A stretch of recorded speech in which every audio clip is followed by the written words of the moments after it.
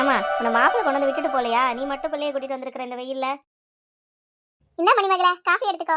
அம்மா மீனாட்சி, பிள்ளைக்கு சாப்பாடு போட்டு கொண்டா. குழந்தைக்கும் தயிர் சாதம் எதுவும் இருந்தா கலக்கி கொண்டா. வெயிலுக்கு தயிர் சாதம் சாப்பிட்டாதான் நல்லா குளுகுளுன்னு இருக்கும் பிள்ளைங்களுக்கு உடம்பு. நல்லா சாப்பாட்டை பிசைஞ்சிட்டு அதுக்கப்புறம் தயிர் ஊத்து. என்ன முதல்ல தயிர் ஊத்துனா சாப்பாடு பிசைய முடியாது, அப்புறம் குழந்தைக்கு உடம்புக்கு தான் சரியாமலாம் வரும். சரிங்க அத்தை, நீங்க பேசிட்டு இருங்க, நான் போய் சாப்பாடு போட்டு கொண்டாரேன். அண்ணி, நான் இப்போ தானே காஃபி குடிச்சிட்டு இருக்கேன், எனக்கு ஒன்றும் வேணாம். நீங்கள் பிள்ளைக்கு மட்டும் பிசைஞ்சு கொண்டு போய் வெளியே வச்சு ஊட்டிடுங்க. நான் இப்போ தானே வந்தால் கொஞ்சம் அசதியாக இருக்குது. நான் இங்கே கொஞ்சம் நேரம் உட்காந்துருக்கேன் அம்மா கிட்ட. சரி சரி, நான் ஊட்டிடுறேன், ஒன்றும் பிரச்சனை இல்லை. நீ போய் உள்ள படுத்துக்கிறதுனால படுத்துக்கோ போ. எங்க அண்ணி, உங்கள் ரூம்னால தான் ஏசி இருக்குது. நான் எங்கே புருஷன் முன்னாடி இருக்கிற ரூம்குள்ளே போய் படுக்கிறது? வேணாம் வேணாம், நான் அம்மா ரூம்லேயே படுத்துக்கிறேன். அப்புறமா ராத்திரிக்கு என்ன இப்போ படுத்தா ரொம்ப வெக்கையாக இருக்கும், ராத்திரியிலனா கொஞ்சம் நல்லா இருக்கும். அதனால இங்கேயே நல்லா தான் இருக்குது, இங்கே நான் கொஞ்சம் நேரம் உட்காந்துக்கிறேன். சரி விடுமா, என்ன பண்ணுறது, அதான் ஏசி இல்லையே. என்னத்தான் சொல்கிறது, விடு. நம்ம எல்லாம் செஞ்சு வச்சவங்களுக்கு ஒன்றும் கிடையாது.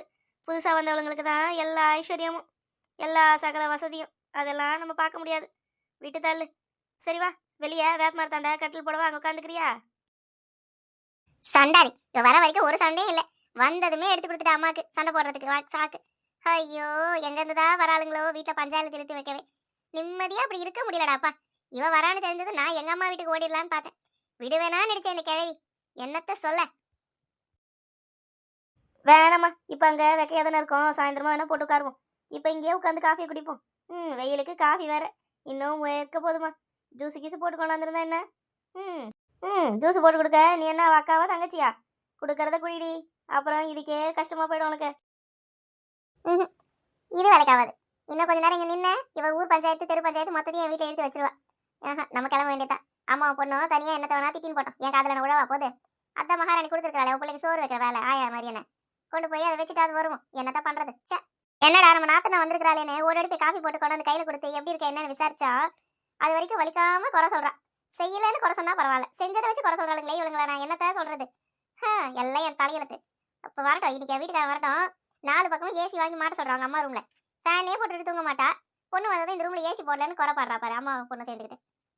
என்னமோ ஏசி வாங்கி போட்டுக்கிற மாதிரியும் நான் ஏசி வாங்கக்கூடாதுன்னு சொன்ன மாதிரி இந்த மாதிரி தான் ஏசி ஆகாது ஏசி ஆகாதுங்கிறாங்க. அப்புறம் ஏசி போடலன்னு கேட்குறாங்க. என்னமோ சொல்லின்னு போட்டோம், குறை சொல்லணும்னு சொல்றாங்களே, என்னத்த சொல்றது? அம்மா மணிமேகலை, மாப்பிள்ளைய வரலன்னு கேட்டனே, ஒரு பதிலையும் காணோம். மாப்பிள்ளைய வரல, வந்திருந்தா அவருக்கு சேர்த்து ஏதாவது நல்லா சமைச்சு வச்சிருக்கலாம். மதியம் சாப்பிட்டு ராத்திரி வாங்கிட்டு காலை எழுந்து போயிருப்பார்ல. வேலை இருக்குதுன்ட்டாருமா. நான் ஏன் பஸ் ஏற்றி தான் விடுவேனாரு. சரி ஏற்றி விடுங்கன்னு சொல்லிட்டேன். அவர் கூப்பிட்டு வரணும்னா இன்னும் 2 நாள் ஆகுமா. சரி, அப்புறம் நீங்கள் வேணா விரியா இருக்கும்போது ஒரு நாள் வாங்க, நான் போகிறேன் பஸ் ஏறி தான் என்னை ஏற்றி விடுங்கன்னு சொல்லிட்டேன். சரிம்மா, சரி சரி, லீவ் கிடைச்சா வர சொல்லு, கோழி அடிச்சு குழம்பு வச்சிடலாம். அம்மா இன்னைக்கு உனக்கு என்னம்மா செய்வோம்? இன்னைக்கு ஒன்றும் வேணாம்மா, நாளைக்கு மட்டும் அண்ணியை பிரியாணி செய்ய சொல்லுவோம். இப்போதான் வந்து இறங்கின உடனே மெனு கொடுக்குறான்னு சொல்லிடுவா.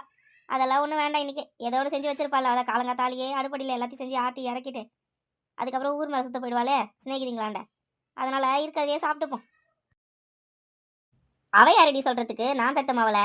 நீ இந்த வீட்டில் பிறந்தவ, அவ வேற எங்கிருந்தோ இங்கே வந்தவ. அவ சொல்லணுமா உனக்கு சாப்பாடு ஆக்குறத பற்றி? உனக்கு என்ன இஷ்டமோ அதை சாப்பிடு, உனக்கு என்ன வேணுமோ அதை எடுத்துக்க. அதெல்லாம் அவக்கு யாரும் கேட்க முடியாது. உன் அண்ணனே அதை கேட்க மாட்டான், அப்புறம் இவ எங்கிறது கேட்க முடியும்? அப்படியெல்லாம் நீ ஒன்றும் நினைக்காத, சரியா? சரிம்மா. என்ன கிருஷ்ணவேணி, ஆலயக்கான நேற்று மொத்தம் எங்கேயும் வெளியே எதுவும் போயிருந்தியோ?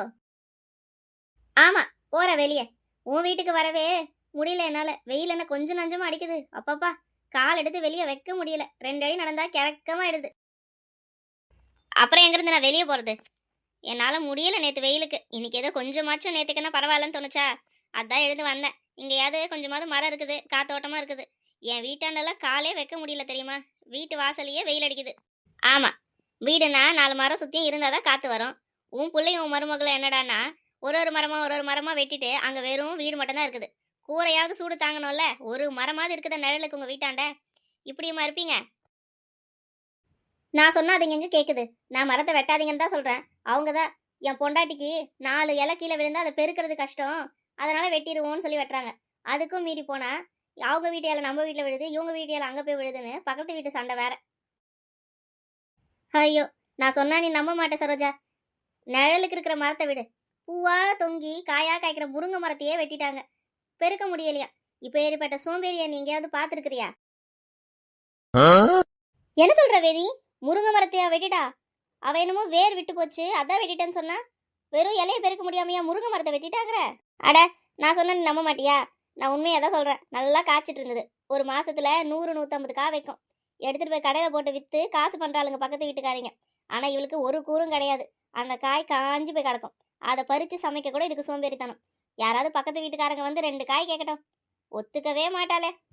பார்க்க புள்ள பூச்சி மாதிரி இருக்கிறா. அவளா இவ்வளவு வேலை பார்க்கறா? நீ சொன்னாதான் தெரியுது உங்க கதை.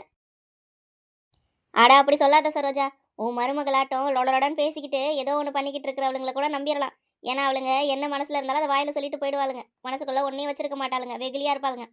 ஆனா இந்த மாதிரி அமைதியா இருக்கிறாளுங்க பாரு, அவளுங்க பயங்கர விஷமமா இருப்பாளுங்க. அவளுங்களை மட்டும் நம்பவே கூடாது. நீ சொல்றதை கேட்க எனக்கு ஆச்சரியமா இருக்குது வேணி.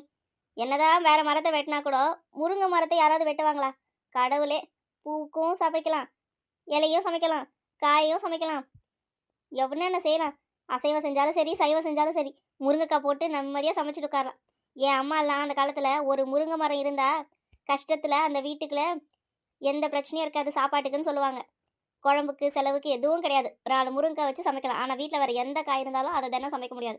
முருங்கைக்காய் ஒன்று இருந்தால் எல்லா குழம்பும் வைக்கலாம். சாம்பார்லேருந்து கறியிலேருந்து எல்லாமே செய்யலாம். கூட்டுலேருந்து பொரியலேருந்து எல்லாமே பண்ணலாம். ஒரு கஷ்டமும் இல்லை அந்த வீட்டுக்குன்னு சொல்லுவாங்க. இந்த காலத்தில் என்ன புரியுது இந்த காலத்து பொம்பளைங்களுக்கு இதெல்லாம்? அது அந்த கால சரோஜா. இப்போதான் டிகியோ டகியோ ஏதோ ஒன்று ஃபோன் போட்டு வர வைக்கிறாளுங்களே சோத்தை. அது தின்னுட்டு உட்கார சொன்னால் நிம்மதியாக உட்காந்து ஃபோன் பார்ப்பாளுங்க. நம்ம அம்மாங்க வழியெல்லாம் இவளுங்க வருவாளுங்களா? அவங்க கால் தூசுக்கு கூட இவங்க இருக்கிறவளுங்க பேர மாட்டாளுங்க. நம்ம அம்மாங்க மாதிரி இவளுங்க வந்துட்டா அப்புறம் என்ன இருக்குது சொல்லு?